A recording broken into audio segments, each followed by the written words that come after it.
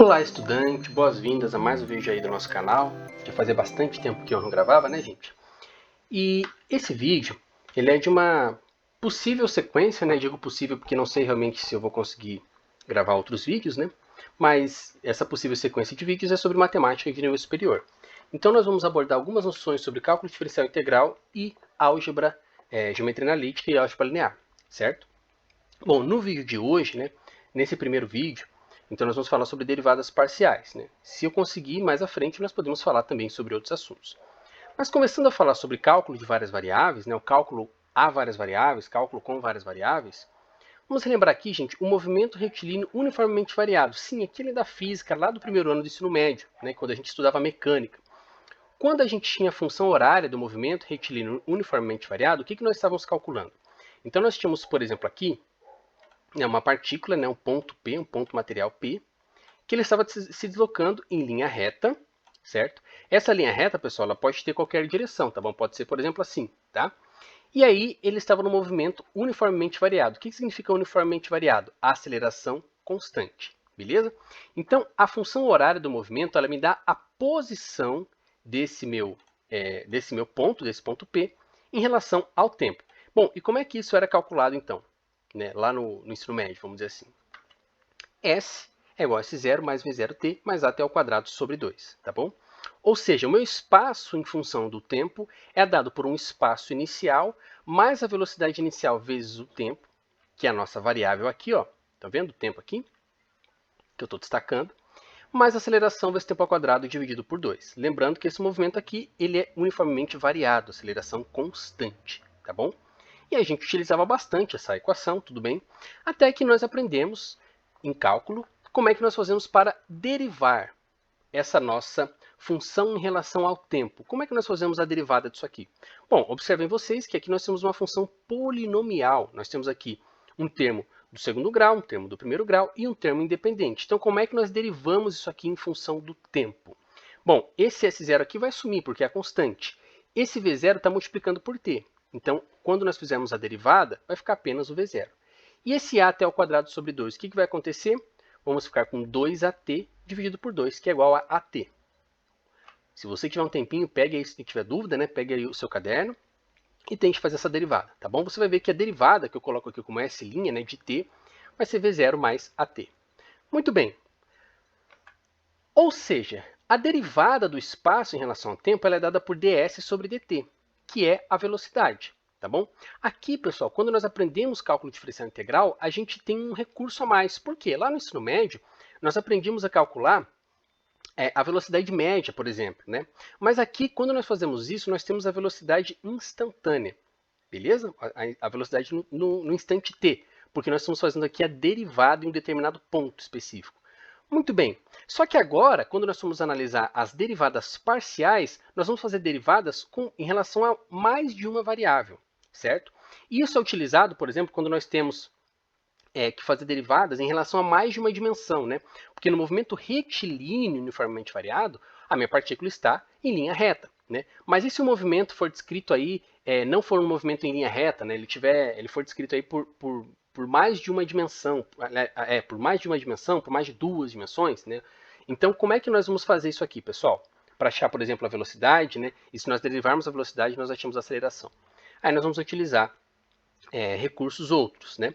Então, no caso aqui, eu vou dar um exemplo do uso de derivadas parciais para uma aplicação econômica. Nesse primeiro exemplo, a produção diária de uma certa fábrica é de Q igual a 60 vezes K elevado a meio vezes L elevado a 1/3 unidades, sendo K o capital investido, medido em unidades de R$ 1.000, L o número de operários hora. Suponha que o capital investido atualmente seja de R$ 900 mil e que 1.000 operários hora trabalhem diariamente. Use a análise marginal para estimar o efeito na produção diária ao se adicionarem R$ 1.000 ao capital investido, supondo que o número de operários não varie. Aqui eu vou destacar essa expressão, né, análise marginal. Por quê? Porque, pessoal, quando nós falamos da análise marginal, nós vamos utilizar uma derivada para verificar o seguinte, para verificar o acréscimo, né? Quando nós acrescentamos uma unidade a uma das nossas variáveis, no caso aqui a variável k, como é que nós vamos ter, então, de produção, né? Que é o nosso Q. Então, quando nós modificamos aqui, quando nós alteramos, né, uma unidade na variável k, qual vai ser o resultado? Para isso nós utilizamos a análise marginal. Muito bem, então se nós formos resolver, né, da forma talvez mais simples, né, sem utilizar cálculo diferencial integral, o que nós vamos fazer? Lembrando que k é dado em unidades de R$1.000, tá, pessoal? K é dado em unidades de R$1.000. Nós vamos comparar simplesmente 900 mil com 901 mil, né? 901 mil reais sendo aplicados. Então, por exemplo, quando k é igual a 900, por que 900? Porque são 900 mil reais. Né? Lembrando que cada unidade representa R$1.000. Nós fazemos, então, 60 vezes 900 elevado a meio, vezes 1.000 elevado a 1/3. Aqui, gente, eu simplesmente substituí 900 por k e o L por 1.000, tá bom? Como é que nós fazemos aqui 900 elevado a meio? Expoente fracionário, nós temos aqui uma radiciação. 900 elevado a 1 numa raiz de índice 2 numa raiz quadrada. Mesma coisa para o 1.000. Então, nós temos raiz quadrada de 900 é 30, raiz cúbica de 1.000 é 10. Então, fazemos 60 vezes 30 vezes 10, 18 mil produtos dia. Beleza? Então, quando o meu capital é de 900 mil, nós temos 18 mil produtos dia. E se nós aumentarmos para 901 mil reais? Simplesmente o K agora vai ser 901. Tudo bem? Então, nós fazemos 901 elevado a meio vezes 1.000 elevado a 1/3. Notem vocês que o resultado vai dar aproximado porque 901 não é um quadrado perfeito, tá? Diferentemente do 900. Muito bem, qual que é a raiz quadrada, então, de 901? Aproximadamente isso aqui, 30,0166, 1,7 eu coloquei, tá bom? Vezes 1.000 vai dar 18.010 produtos dia. Portanto, gente, acrescentando, né, de K 900 para 901 mil, quer dizer, acrescentando uma unidade de R$1.000, acrescentando R$1.000 ao meu capital, nós vamos ter que a produção diária vai crescer aproximadamente 10 unidades. Tá bom. E agora, Matheus, como é que nós vamos resolver através das derivadas parciais? Muito bem. Notem vocês que nós queremos verificar o efeito alterando K. Ou seja, nós vamos aplicar R$1.000 a mais. Então, das duas variáveis de interesse, eu estou modificando o K. Então, como eu estou mexendo com o K, eu vou derivar em relação a K. E como é que nós fazemos essa derivada, pessoal? Nós consideramos tudo que não está relacionado ao K como constante, tá bom? Então, por exemplo, nesse caso, nós temos duas variáveis, K e L. O que nós tivermos aqui relacionado a L, que não estiver relacionado a K, nós consideramos como constante. Então, vamos utilizar essa notação aqui, pessoal. A derivada em relação a K. Esse índice K, né, escrito aqui subscrito, significa que nós vamos derivar em relação a ele, em relação ao K. Tudo bem? Para calcular qual que vai ser o nosso acréscimo, né? Quando nós alteramos aqui em uma unidade o K. Então, nós fazemos a derivada em relação a K. Lembrem vocês que era K elevado a meio, né? Como é que fica a derivada de K elevado a meio? Meio vezes K elevado a menos meio. Tudo bem? E tudo que não é K eu deixei aqui em preto, e o que está relacionado ao K eu deixei aqui em vermelho. Tá bom? Qual é o resultado que nós vamos obter? Aqui, pessoal, eu já adianto para vocês que eu multipliquei esses valores aqui de 60 vezes meio vezes 1.000 elevado a 1/3, né, que vai dar 10, tá bom? Então, 60 vezes meio é 30, 30 vezes 10 dá 300. Ficamos com 300 vezes 1 sobre 30. Por que eu sei que isso aqui é 1 sobre 30, pessoal? Porque 900 elevado a meio é a raiz quadrada de 900, que dá 30. Mas como nós estamos com o expoente negativo aqui, nós temos o inverso de 30, que é 1 sobre 30. 300 vezes 1 sobre 30, 10 unidades. Então, nós chegamos ao valor aproximado do que nós obtivemos fazendo aquela conta com as operações, né, substituindo apenas o 900 e o 901 na nossa operação. Beleza? Valor aproximado. Segundo caso aqui, em economia, dois produtos são substitutos quando a demanda Q1 do primeiro cresce, ou seja, do primeiro produto, por isso é Q1, se o preço P2 do segundo cresce, ou seja, o preço do segundo produto é o P2. E quando a demanda Q2 do segundo produto cresce, se o preço P1 do primeiro produto cresce. Tudo bem? Bom, dê um exemplo de um par de produtos substitutos, item A. Item B, se dois produtos são substitutos, o que ocorre com as derivadas parciais? E terceiro, suponha que as funções de demanda de dois produtos sejam. Aqui nós temos a Q1, a demanda do produto 1, e a demanda do produto 2. Tudo bem? Aqui estão as duas funções de demanda. Esses dois produtos são substitutos? Sim, não e por quê? Se você quiser ter um tempinho para você anotar essa questão, né, anotar essas funções, pode anotar e depois nós continuamos. Anotou? Podemos continuar?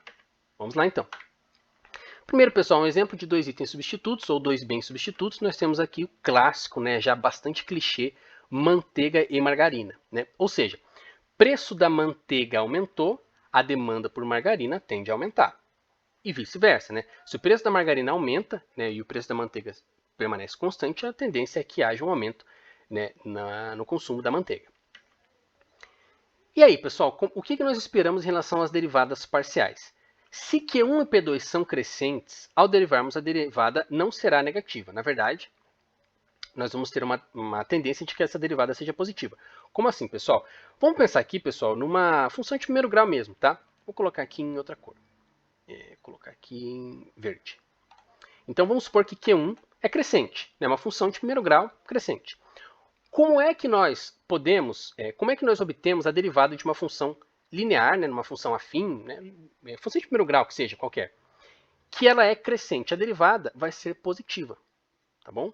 Então, quando nós derivamos Q1 em relação a P2, se as duas são crescentes, nós vamos ter uma derivada de Q1 em relação a P2 positiva. Mesmo caso para Q2 em relação a P1. Quando nós fizermos essa derivada, ela será positiva.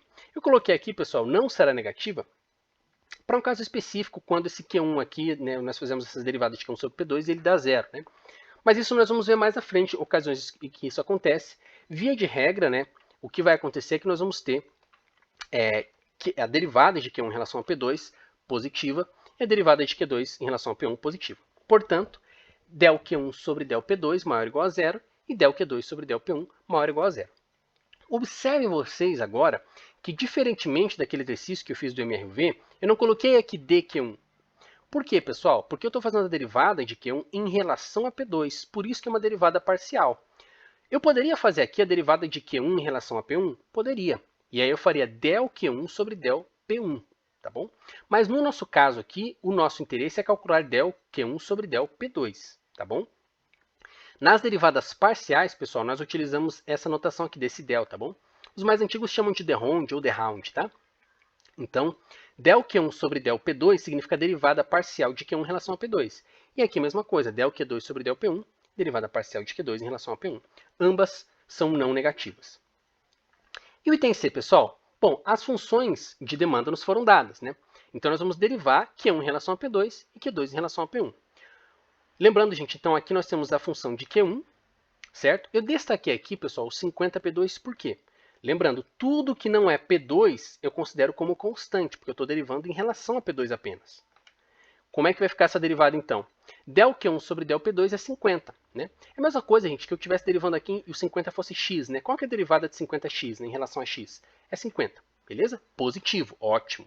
Vamos analisar aqui, então, Q2. Nós vamos derivar Q2 em relação a P1, né? Notem vocês, gente, que o P1 está multiplicando por menos 100, né? E todo o resto aqui, né, 200 mais 500 sobre P2 mais 4, tudo isso aqui eu considero como constante. Derivada de constante é zero. Então, quando eu faço essa derivada parcial de Q2 em relação a P1, eu obtenho menos 100, que é menor que zero, que é negativo. Portanto, gente, o que isso aqui estará indicando para nós? Estará indicando que a demanda do Q2 está aumentando quando o preço do item 1 está diminuindo, né? Então, esses bens não seriam substitutos, tudo bem? Então, eles não são substitutos porque, quando eu faço a derivada parcial de Q2 em relação a P1, o meu valor dá negativo. Tudo bem?